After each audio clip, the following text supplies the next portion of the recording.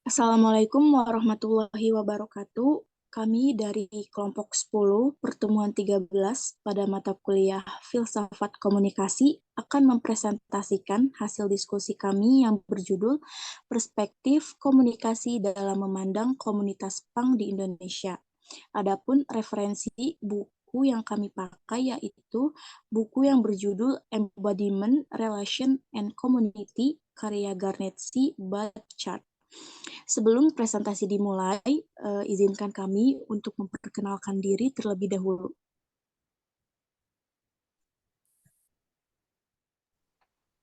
Oke, baik.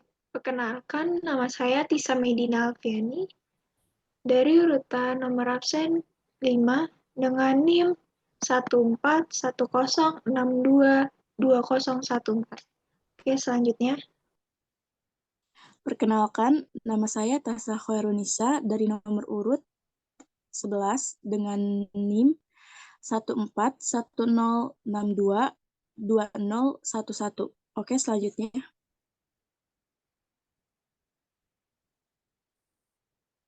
Perkenalkan, nama saya Naisana, saya absen nomor urut 34. NIM-nya yaitu 14106222053. Oke, lanjut. Oke, saya akan memperkenalkan diri saya. Perkenalkan, nama saya Syabila Khairunisa dengan nomor absen 39 dengan NIM 14106222098. Selanjutnya. Baik, perkenalkan nama saya Syafira Aspari Yasmin Syafa, nomor urut 53 dengan NIM 1410622068. Kita mulai presentasinya. Silakan. Embodiment, Relation, and Community karya Garnet C. Butchart. Menurut Garnet, dalam bukunya yang berjudul Embodiment, Relation, and Community ini, komunikasi manusia itu dibentuk berdasarkan sebuah bahasa. Kemudian, manusia mewujudkannya dengan sebuah tanda-tanda yang membentuk adanya sebuah interaksi dan hubungan yang disebut sebagai komunitas komunikasi. Yang pertama ada embodiment. Embodiment ini atau perwujudan menurut Richard Leolaginan digambarkan sebagai memiliki dan menjadi tubuh, bukan sekedar hanya menempati ruang dan waktu. Perwujudan manusia juga memberikan makna kepada pengalaman manusia di dunia. Sedangkan menurut Frangie Mac menjelaskan bahwa menarik perhatian terhadap tubuh kita adalah sebuah kesadaran. Kita bukan hanya sadar akan adanya tubuh kita, tetapi melalui tubuh dan pemikiran serta reflektifnya. Manusia akan sadar akan keberadaan sadar itu sendiri. Selain itu, menurut Richard Leolaginan menyatakan manusia berkomunikasi dengan verbal dan non-verbal. Ia mengidentifikasikan komunikasi ini melalui sebuah sistem kode. Ada dua kode. Yang pertama, kode konseptual, antara lain seperti linguistik, matematika, dan yang terakhir logika. Kode yang kedua yaitu ada kode empiris, antara lain seperti zona ruang atau proxemics, zona waktu atau chronemics, penglihatan atau okaluris, gerak atau kinesik, sentuhan atau haptik, suara atau vokal, serta bau dan rasa atau olfaktorik. Yang kedua ini ada relation atau hubungan ini. Hubungan yang dimaksud adalah bagaimana cara manusia bertahan hidup untuk selalu berinteraksi dan berdampingan dengan yang lainnya dalam sebuah bahasa, ucapan, dan kedekatan. Hubungan ini akan membantu manusia untuk berpikir bahwa dunia ini adalah milik bersama, yang diwujudkan dengan adanya koeksistensi dan timbal balik antar manusia. Dan yang terakhir ada community. Community atau komunitas menurut Michel Henry diartikan sebagai sesuatu yang terjadi sebagai sebuah kedatangan tanpa henti dari kehidupan ke dalam diri sendiri. Konsep dan fenomenologi komunitas menyatu dalam pemahaman bersama tentang keberadaan komunitas, tentang keberadaan dan kehidupan seseorang di dalamnya. Zygmunt Bauman menyatakan bahwa komunitas dianggap sebagai suatu kepastian yang harus dibangun dan dipertahankan melalui komunikasi yang baik. Dalam komunitas, manusia sebagai makhluk sosial ini akan berinteraksi, membangun sebuah hubungan dan kebersamaan dalam ruang dan waktu. Oke, next.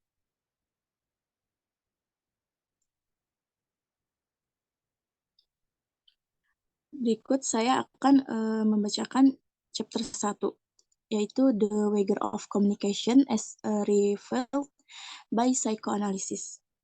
Pada salah satu acara di televisi tahun 1973, Lacan ini menyampaikan pendapatnya mengenai topik psikoanalisis, yaitu bahwa ia selalu mengatakan yang sebenarnya.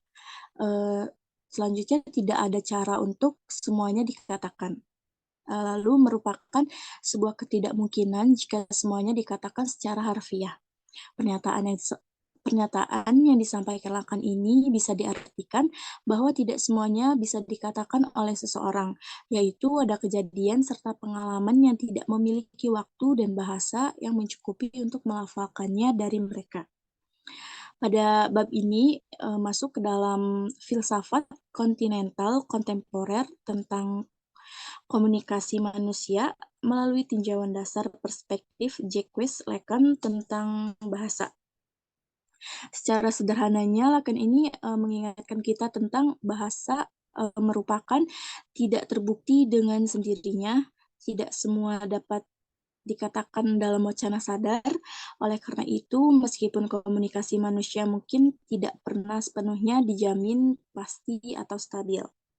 Ketidakpastian ini diungkapkan oleh psikoanalisis membantu untuk memperdalam pemahaman tentang komunikasi sebagai kemungkinan daripada hasil yang dijamin dari ekspresi manusia, menunjukkan bagaimana identitas diri ini tidak diberikan atau sebelum bahasa tetapi dibentuk dan bahkan tidak stabil di dalamnya. Untuk menentukan relevansi penyelidikan ini, komunikasi dari perspektif psikoanalitik, Lacanian pada peran bahasa dalam pembentukan subjek komunikatif manusia adalah tujuan dari diskusi tersebut. Psikoanalisis ini penting bagi filsafat komunikasi kontinental kontemporer untuk membantu menantang konsepsi komunikasi humanis sebagai hasil dari pertukaran ekspresif antara agen yang identitas dianggap sepenuhnya terkandung, tidak terbagi, dan pasti sendiri. Brienkel G. Chang menyebut psikoanalisis ini penting bagi filsafat komunikasi kontinental kontemporer untuk membantu menantang konsepsi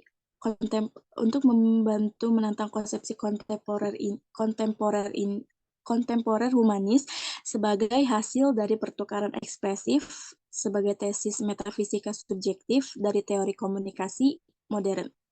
Selanjutnya akan dibacakan oleh rekan saya. Terima kasih.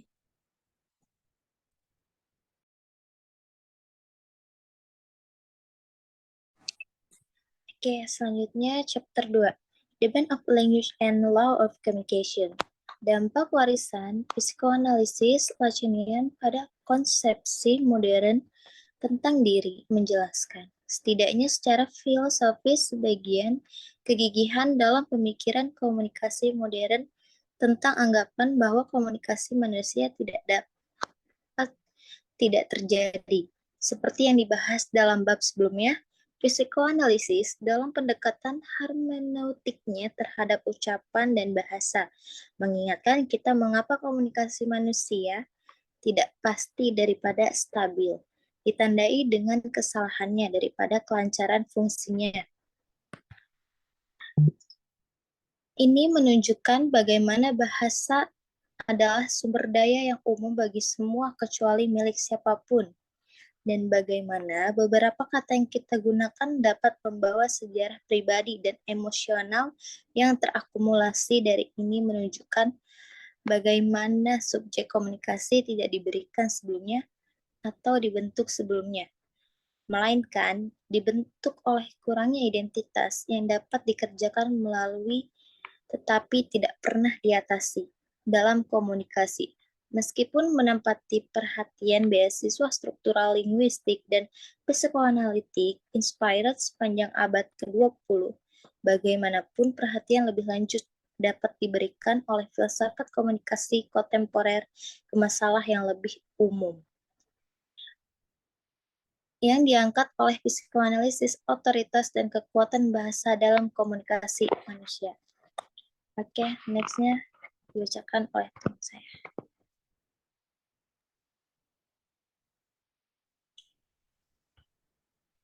Oke, baik.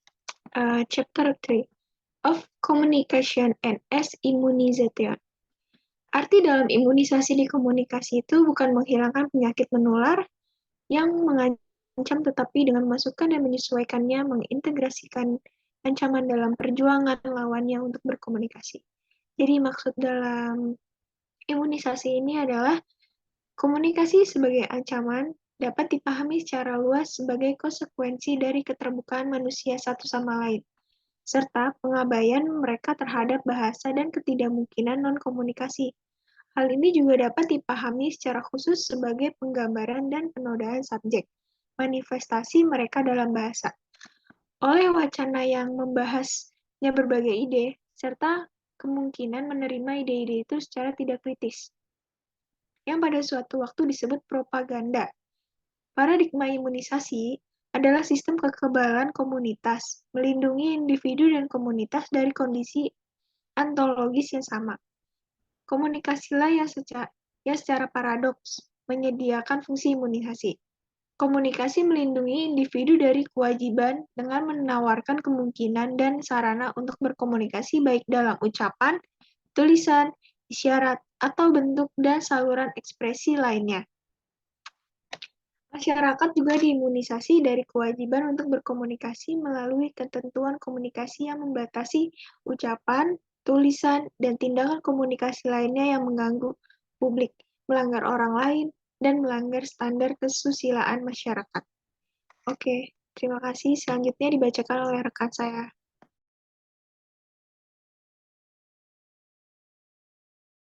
Oke, saya akan membacakan tentang chapter 4, Body as Image, atau bisa juga diartikan tubuh sebagai image.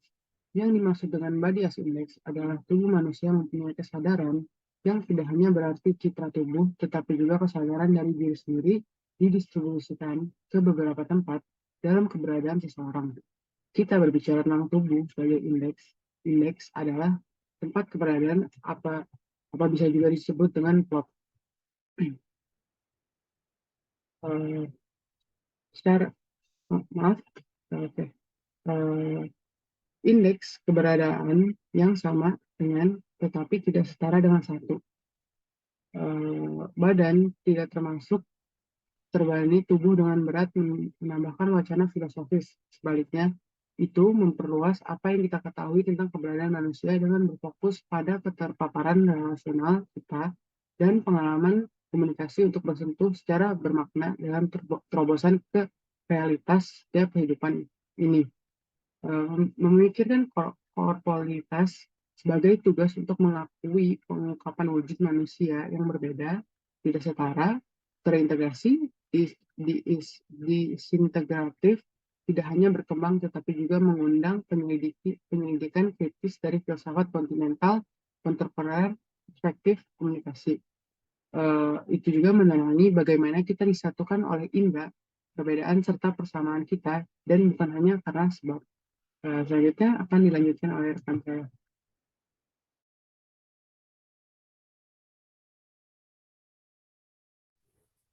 Baik, selanjutnya saya akan membahas tentang chapter 5, yaitu What Remains to be Taught, Community or Being With.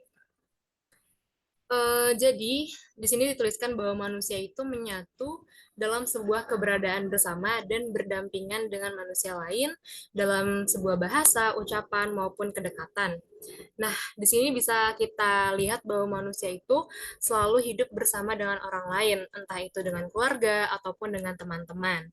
Manusia juga nggak bisa hidup sendirian karena manusia itu sudah dipastikan bahwa manusia itu makhluk sosial gitu. Sehingga manusia membutuhkan bantuan orang lain. Manusia berhubungan dengan orang lain untuk berinteraksi menggunakan bahasa-bahasa dan juga perkataan. Manusia juga terkadang berkomunikasi menggunakan tubuhnya melalui tanda-tanda, simbol, gestur, dan juga melalui isyarat. Seperti itu. Dari komunikasi inilah manusia berinteraksi dengan orang lain, manusia hidup bersama dengan orang lain, membentuk suatu persatuan, dan membentuk sebuah komunitas. Di sini kita bisa lihat komunitas itu dianggap suatu kepastian yang harus dibangun dan dipertahankan melalui komunikasi yang baik. Baik, selanjutnya inti buku Embodiment, Relation, and Community ini ada 3, yaitu manusia hidup melalui sebuah perwujudan. Yang kedua, manusia itu akan berhubungan dan berinteraksi dengan orang lain melalui sebuah komunikasi. Ketiga, manusia itu hidup dalam sebuah kebersamaan. Kemudian juga saya akan menjelaskan secara garis besar bab-bab yang tadi sudah dijelaskan oleh teman-teman saya. Di bab pertama, The Wager of Communication, itu membahas tentang bahasa dan kepembentukan subjek komunikatif, ketidakpastian komunikasi, dan keterbatasan bahasa. Sedangkan di bab kedua, The Band of Language and the Law of Communication, itu membahas tentang hukum dan ketertiban komunikasi serta perintah non-komunikasi, kedaulatan dan referensi diri bahasa dalam contoh pidato, dan pelantaran manusia terhadap bahasa dan kewajiban berkomunikasi. Kemudian di bab 3, of Communication and as Immunization, itu membahas tentang terjadinya komunitas dalam komunikasi sebagai kontak dan juga penularan, serta ancaman dan perlindungan, batas-batas identitas melalui komunikasi, dan sebagai imunisasi.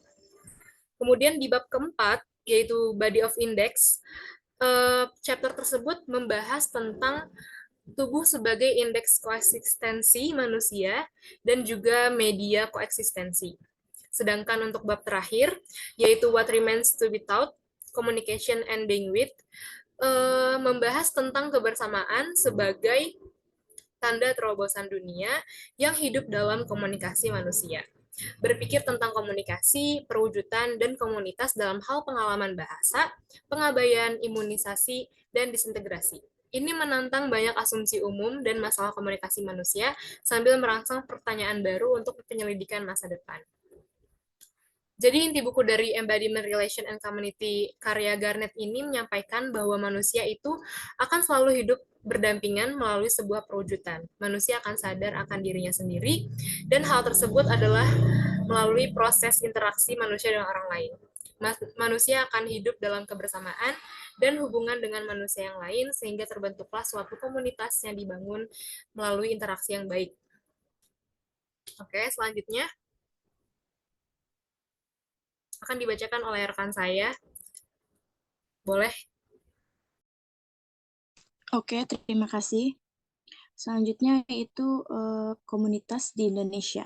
Sebelumnya saya akan menjelaskan terlebih dahulu apa itu komunitas. Komunitas adalah sebuah perkumpulan yang pastinya ada di dalam masyarakat. Komunitas ini merupakan kelompok perkumpulan yang hidup dan saling berinteraksi di dalam daerah tertentu. Menurut KBBI, komunitas ini merupakan kelompok organisme, orang dan sebagainya yang hidup dan saling berinteraksi di dalam daerah tertentu, masyarakat maupun paguyuban. Komunitas ini terbentuk karena adanya interaksi atau kesamaan antara satu dengan yang lainnya. Orang-orang cenderung berhubungan dengan orang lain yang memiliki tujuan, ketertarikan, atau kesenangan yang sama. Misalnya seperti komunitas pencinta hewan, komunitas pencinta artis K-pop, atau komunitas pencinta fotografi. Akan tetapi, banyak sekali komunitas-komunitas yang tidak semestinya muncul di dalam lapisan masyarakat, yaitu komunitas yang memang sengaja dibentuk untuk tujuan yang tidak semestinya. Mereka melakukan hal negatif dan tidak bermoral. Hal inilah yang akan menyebabkan keresahan bagi masyarakat sekitar sehingga menciptakan citra yang buruk di mata masyarakat itu sendiri. Tentunya dengan keberadaan komunitas yang tidak semestinya itu menyebabkan masyarakat merasa tidak aman. Boleh di next?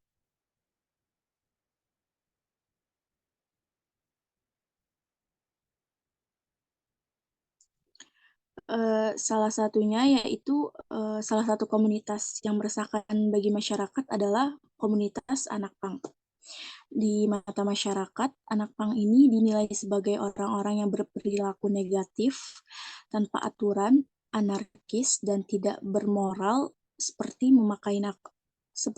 memakai obat-obatan terlarang seperti narkoba, mabuk-mabukan di tengah jalan, pergaulan bebas, dan mengganggu ketertiban umum.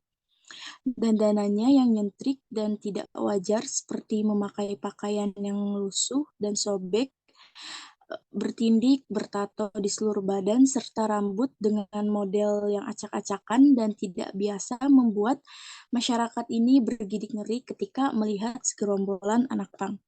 Awalnya hanya sebuah komunitas kecil-kecilan, tetapi lama-kelamaan anak muda mulai memahami dan meniru. Komunitas anak pang ini dianggap penyimpangan oleh masyarakat karena mereka seringkali melakukan tindakan kasar kepada masyarakat sekitar. Oke, selanjutnya akan dibacakan oleh rekan saya. Terima kasih.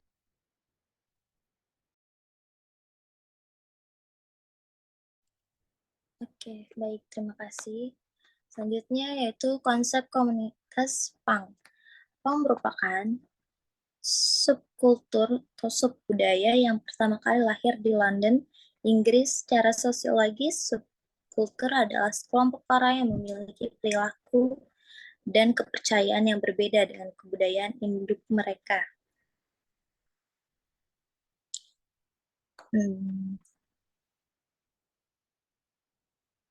Dalam Psychology of Punk, Craig O'Hara 1999 menyebutkan 3 pengertian punk. Punk sebagai tren remaja dalam fashion dan musik.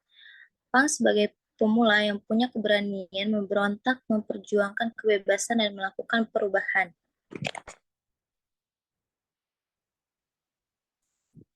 Dalam melihat komunitas punk, terdapat 3 komponen yang saling terkait dan merupakan satu kesatuan, yaitu sebagai ideologi, gaya hidup, dan genre atau jenis musik. Yang pertama yaitu ada punk sebagai ideologi, yang kedua punk sebagai gaya hidup, yang ketiga punk sebagai genre musik. Nah, sebelumnya saya ingin menjelaskan dari 3 poin ini, yaitu punk sebagai ideologi. Ideologi politik punk yang kuat mendasari adalah anarkisme. Secara etimologi, anarkisme merupakan kata dasar anarki yang diakhiri dengan kata isme.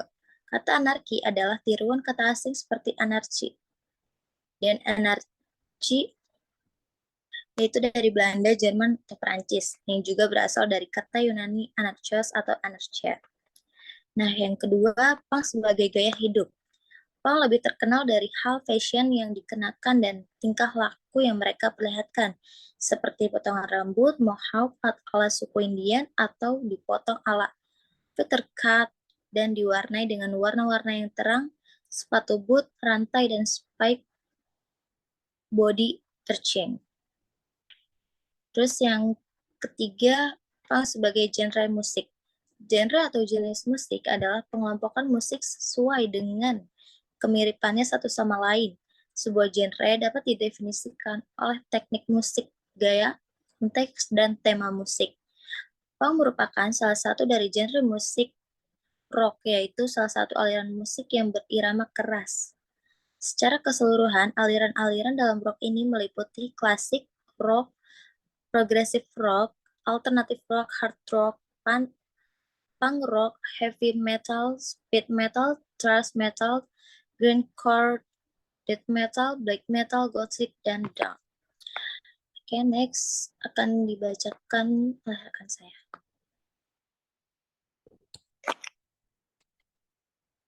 Oke, selanjutnya saya akan melanjutkan, yaitu kasus komunitas anak pang di Indonesia.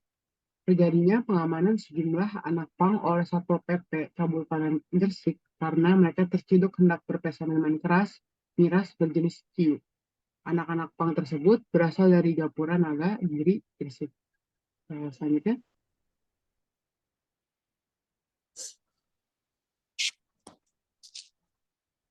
contoh kasus lain yang dilakukan.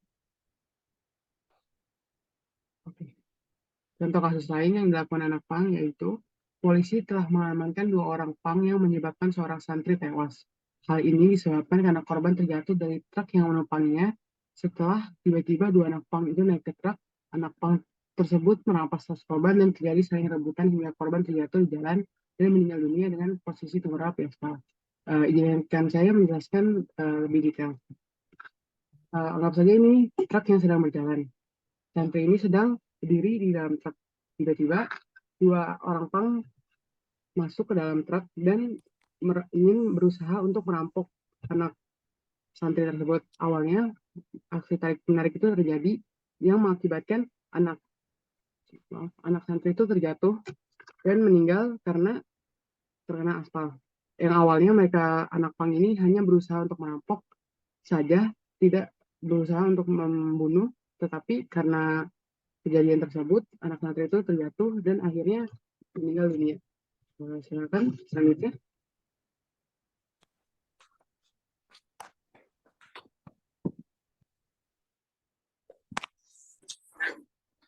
Oke, baik. Terima kasih. Faktor-faktor yang menyebabkan adanya anak pang. Yang pertama ada ketidakharmonisan serta kekerasan yang ada dalam sebuah keluarga. Yang kedua, ada kurangnya pengawasan dari orang tua. Yang ketiga, adanya pengaruh dari teman. Yang keempat, adanya faktor ekonomi. Dan yang kelima, adanya ingin memiliki kehidupan yang bebas. Saya akan menjelaskan faktor-faktor tersebut. Fenomena yang terjadi pada anak pang ini disebabkan oleh beberapa faktor. Yang pertama ada faktor keluarga, tadi sudah saya sebutkan. Yang keluarga terutama orang tua memiliki peran yang sangat penting bagi kelangsungan hidup anak. Orang tua juga berkewajiban untuk membesarkan dan mendidik anak. Keluarga yang kurang harmonis menyebabkan anak tidak diberikan kasih sayang. Anak akan cenderung menjadi pendiam dan memiliki rasa tidak aman di dalam keluarga. Maka dari itu, untuk mencegah anak agar tidak berbuat tindakan yang tidak semestinya, keluarga memiliki tanggung jawab untuk terus mengawasinya. Selain itu, kekerasan yang terjadi di dalam keluarga pun bisa menjadi faktor lain yang menimbulkan adanya rasa tidak aman, serta paling parah yaitu bisa menimbulkan trauma kepada anak. Hal inilah yang menjadikan anak tidak nyaman jika berada di rumah dan merasa takut untuk pulang ke rumah. Lalu, ingin memiliki hidup yang bebas tanpa harus diatur oleh siapapun menjadi faktor lain dari penyebab kehadiran anak pang ini. Pemikiran ini menjadi hal yang kurang etis, sebab pemikiran seperti itu sama dengan menjadi hidup yang tidak berdampingan dengan norma dan hukum. Anak-anak akan merasa bebas melakukan apapun, terutama hal-hal yang negatif, tanpa memikirkan dampaknya bagi si anak. Tentu saja, tindakan-tindakan mereka yang berkebalikan dari norma ini menyebabkan adanya penyimpangan sosial. Untuk mencari kebebasan, biasanya anak-anak akan mencari kawan atau lingkungan baru yang bisa menerimanya. Lalu anak-anak akan mencari tempat baru sebagai tempat penghindaran dan pelampiasan terhadap masalah keluarganya di rumah. Mereka memberanikan diri untuk keluar rumah, mencari teman senasib, serta kebebasan. Akan tetapi, hal ini disalahartikan. Tanpa pengawasan dari orang tua, anak-anak bisa berpengaruh dengan teman-teman dan lingkungan yang tidak sehat. Pengaruh dari teman ini sangat berbahaya jika sang anak percaya begitu saja kepada temannya tanpa berpikir. Pengaruh ini bisa menimbulkan dampak yang besar bagi mental dan fisik mereka. Oleh karena itu, lingkungan dan pertemanan yang negatif bisa menjadikan anak-anak lebih arogan, dan terjerumus ke dalam pergaulan bebas. Selain faktor-faktor di atas yang saya sebutkan, ada faktor ekonomi yang merupakan salah satu faktor yang bisa membuat seseorang bergabung ke dalam komunitas punk. Tidak sedikit anak-anak, bahkan remaja yang bergabung dalam komunitas punk ini karena faktor ekonomi. Mereka harus putus sekolah karena tidak adanya biaya dan membuat mereka mau tidak mau bekerja di jalanan. Hingga akhirnya terpengaruh oleh salah satu anggota dari komunitas punk tersebut dan mulai bergabung di dalamnya. Oke, sekian. Selanjutnya akan dibacakan oleh teman saya. Baik, selanjutnya. Baik, selanjutnya saya akan menjelaskan gimana sih kaitan bahasan kita kali ini mengenai anak pang dengan perspektif dari komunikasi itu sendiri. Oke. Yang pertama ini kenapa bisa terjadi komunitas anak pang di Indonesia? Ini terjadi karena adanya kesalahan dalam berkomunikasi yang dapat menyebabkan hubungan yang merenggang. Apalagi ini disebabkan karena adanya permasalahan keluarga yang disebabkan oleh miskomunikasi. Nah, keluarga itu harusnya sebagai tempat yang seharusnya membuat anak merasa nyaman dan juga aman.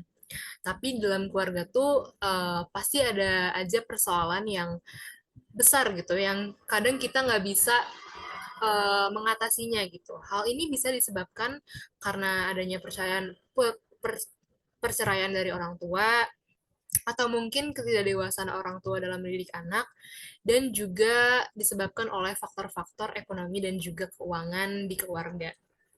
Kemudian, permasalahan tersebut juga seringkali terjadi karena kesalahpahaman atau miskomunikasi mengenai sesuatu antara anak dan juga orang tua.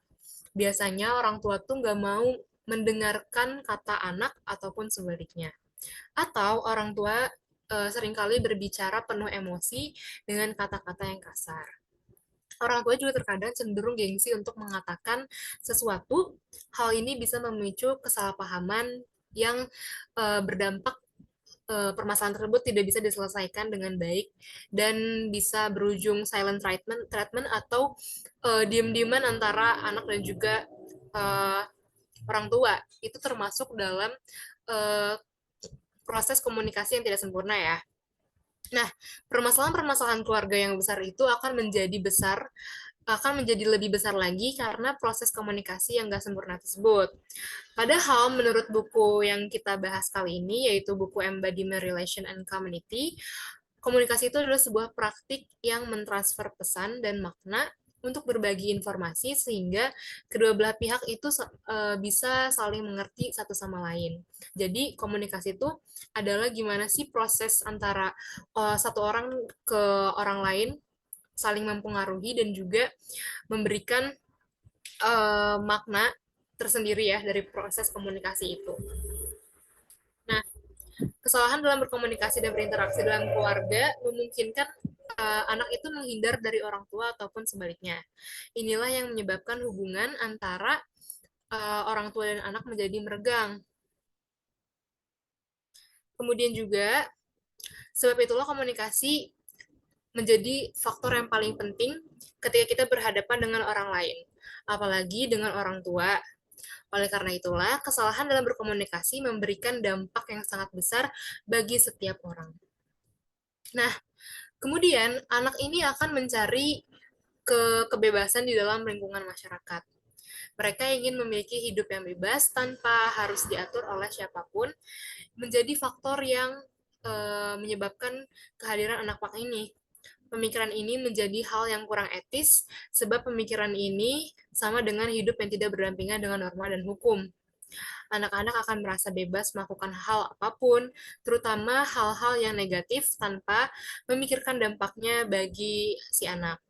Tentu saja tindakan-tindakan mereka yang berkebalikan dari norma ini menyebabkan adanya penyimpangan sosial. Untuk mencari kebebasan, biasanya anak-anak akan mencari kawan atau sebuah lingkungan yang baru yang bisa menerimanya. Nah, di sini anak bakal mencari kebebasan dari lingkungan masyarakat karena tidak menemukan hal itu di dalam keluarga. Nah, lingkungan sekitar dan pertemanan ini berpengaruh. Kenapa? Karena anak itu bakal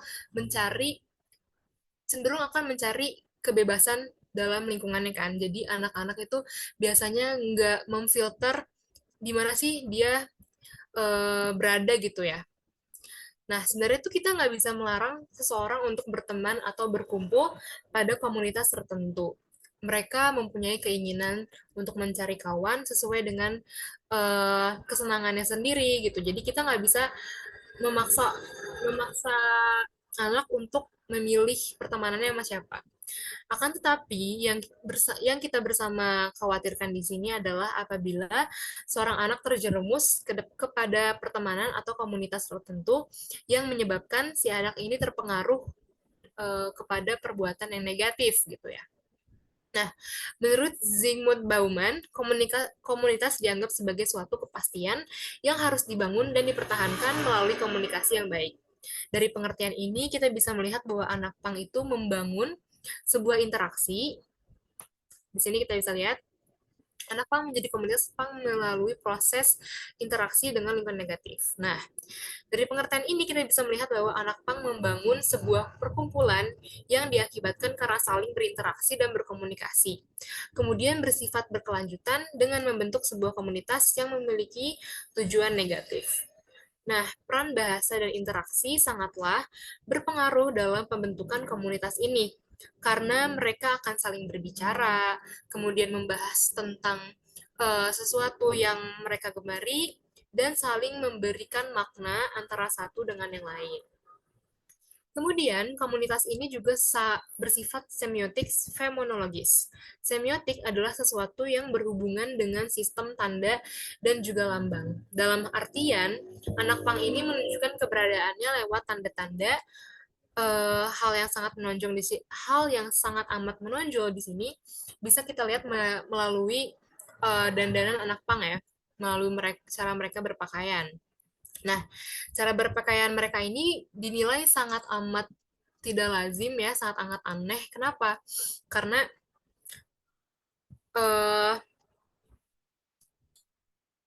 dinilai sangat aneh karena tidak biasa di dalam masyarakat kita. Nah, cara berpakaian anak pang ini dinilai sangat berbeda yang menjadikan ciri tersendiri dari mereka. Selain itu, komunitas juga bersifat fenomenologis, yaitu kesadaran dan pengenalan diri manusia. Nah, ini bisa dilihat melalui pengidentifikasian diri mereka sendiri. Anak pang tahu atas apa yang mereka wujudkan dan atas apa yang mereka lakukan merupakan sebuah kesadaran yang dilakukan oleh tubuh mereka.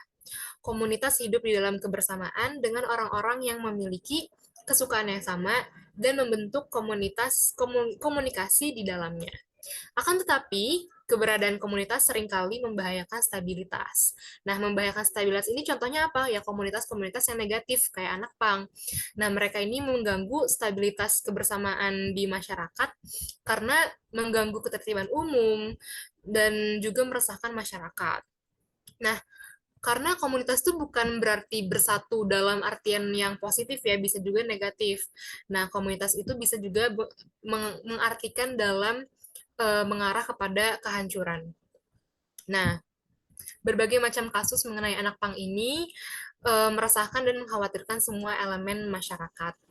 Masyarakat akan merasa hidup dengan tidak aman karena komunitas anak pang tersebut bisa saja melakukan hal-hal yang tidak seharusnya, hal-hal yang tidak diinginkan. Bahkan anak pang ini bisa melakukan tindakan-tindakan kasar, tindakan-tindakan kriminal yang bisa mengganggu kehidupan bermasyarakat di Indonesia. Pastinya ini tuh memiriskan banget bagi kita semua ya. Apalagi yang paling memiriskan adalah komunitas anak pang ini dianggotai oleh anak-anak di bawah umur. Banyak banget anak-anak di bawah umur yang sudah masuk dalam komunitas pang ini. Nah, di umur mereka yang masih belia ini, anak-anak harusnya belajar dan bermain, bukannya malah terjerumus dalam komunitas-komunitas yang bisa membuat masa depannya hancur begitu ya. Nah, anak-anak pang yang hidup di pinggir jalan ini memutuskan untuk menjadi anak pang untuk menghindari masalah hidupnya. Seperti yang sudah saya bilang tadi, masalah-masalahnya bisa dari masalah keluarga, ataupun juga ekonomi, atau karena mereka tidak sekolah, jadi tidak berpendidikan, itu juga bisa merupakan masalahnya gitu ya. Nah, mereka akan keluar untuk mencari kawan senasib, memupuk rasa kesulitan, dan atau sekadar mencari-cari kesenangan dengan kawan sebaya karena mereka menganggap kawan mereka itu merupakan saudaranya. Nah, anak-anak pang ini juga ngerasa bahwa mereka punya power karena mereka bisa ngatur dan juga mengontrol diri mereka sendiri untuk bertindak tanpa adanya rasa terkekang dari pihak lain. Kemudian anak-anak pang ini juga mengekspresikan dirinya melalui gaya hidup yang sangat bebas. Nah, contohnya kayak menongkrong di pinggir jalan ataupun mabuk-mabukan dan mengonsumsi alkohol. Bahkan komunitas anak pang ini bisa menyentuh obat-obatan terlarang seperti narkoba. Dan lebih memiriskan lagi adalah terjerat dengan pergaulan bebas. Ini benar-benar miris banget bagi kita semua. Jadi semua anak pang udah dipastikan masuk ke dalam lingkungan yang salah ya. Nah, situasi yang negatif ini bakal berdampak kepada perkembangan anak pang secara mental dan juga fisikal. Mereka bakal kurang punya peluang buat kehidupan masa depannya karena sudah pasti bakal dilihat oleh masyarakat sebagai anak, sudah dilabeli oleh masyarakat sebagai anak yang istilahnya begajulan ya. Nah, ini tuh kemungkinan juga bakal dikucilkan oleh masyarakat juga semakin besar, kayak gitu. Jadi memang kaitan pokok bahasan khusus dan kasus yang kita angkat ini sangat berkaitan banget ya, karena anak pang sendiri berinteraksi dengan mengembangkan komunikasi dan mereka membentuk sebuah komunitas seperti yang kita bahas di dalam buku. Oke. Selanjutnya akan dibahas mengenai kesimpulan dan saran. Silakan. Oke, baik. Terima kasih. Saya akan menyimpulkan dari apa yang telah tadi kami bahas, yaitu komunikasi manusia ini dibangun berdasarkan sumber pada suatu bahasa.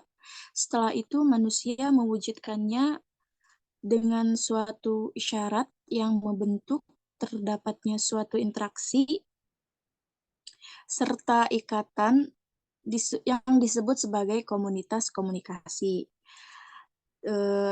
Dan munculnya komunitas anak pang yang memiliki dampak baik ataupun buruk di kalangan masyarakat. Kemudian komunitas yang merasakan masyarakat yaitu komunitas anak pang. Anak pang ini terkenal dengan kriminalnya, yaitu seperti anarkis, pemakai obat-obatan terlarang seperti narkoba, mabuk-mabukan, dan hal lainnya. Kemudian aktivitas yang terjadi pada anak pang ini tidaklah banyak, tetapi ketika mereka berjalan di jalanan, semua mata itu tertuju dan tertarik pada mereka. Ini bukan tentang kualitas pemahaman rantai di saku celananya, tentang sepatunya, kaos hitam, jaket kulit yang diisi dengan lencana atau peniti, serta spikus atau gelang kulit dengan kancing logam di sekelilingnya, yang menghiasi pergelangan tangan mereka menjadi bagian tak terpisahkan dari pakaian mereka. Dengan cara yang sama, bahwa jeans berbobot berat dan pergelangan kaki dipadukan dengan pakaian lusuh semakin memperkuat pengaruh anti kemapanan dan antisosial pada mereka. Orang-orang mengenal mereka sebagai anak pang. Sekian. Selanjutnya, saran akan dibacakan oleh rekan saya. Terima kasih.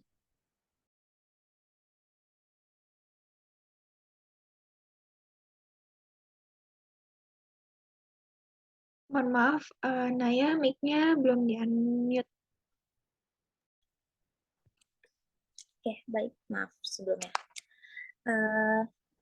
Adapun saran yang terdapat, yang pertama yaitu agar pemerintah dapat memberikan fasilitas buat mendukung kegiatan mereka dalam mengembangkan bakatnya ataupun berkreativitas.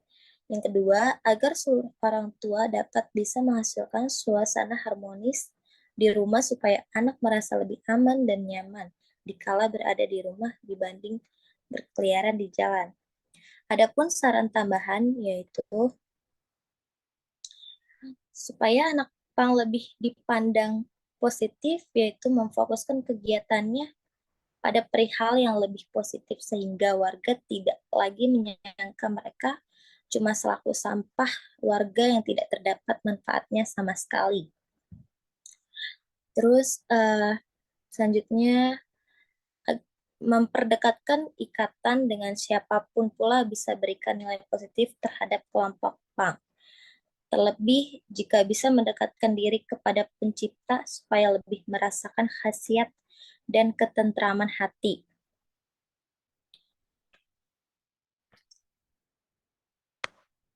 Oke. Cukup sekian. Oke, dengan pembahasan anak pang hadir di Indonesia, saya akan menambahkan beberapa perspektif tulisan. Adanya kehadiran komunitas pang di Indonesia memang sangat meresahkan dan mengkhawatirkan masyarakat. Tetapi tidak semua komunitas pang yang ada di Indonesia ini berkelakuan negatif. Masih banyak komunitas pang yang berkelakuan baik serta masih berjunjung tinggi nilai-nilai yang ada di lingkungannya.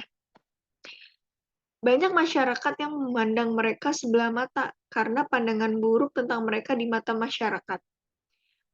Mereka ingin masyarakat mengubah pandangannya terhadap komunitasnya dan menerimanya di lingkungan. Karena yang merusak citra dari komunitas pang ini adalah oknum-oknum yang tidak bertanggung jawab, yang tidak mengetahui nilai-nilai yang ada dan hanya ingin terlihat keren saja.